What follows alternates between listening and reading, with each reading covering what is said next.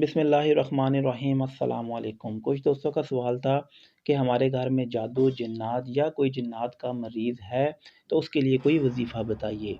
तो कुरान और हदीस को मद्देनज़र रखते हुए कुरान की सूरत से ही आपको वजीफ़ा बता रहा हूँ। इंशाअल्लाह ताला अल्लाह पाक के करम से आपको शिफ़ा होगी।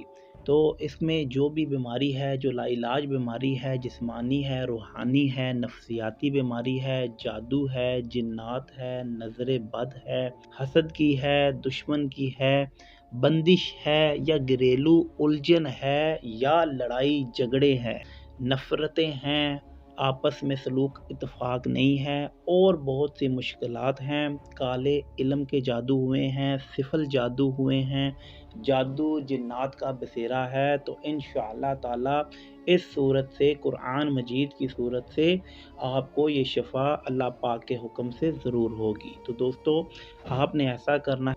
सूरतुल मुमिनून अफहसिबतुम से लेके अंत खैरुर राहिमीन, ये आखिरी 4 आयात हैं।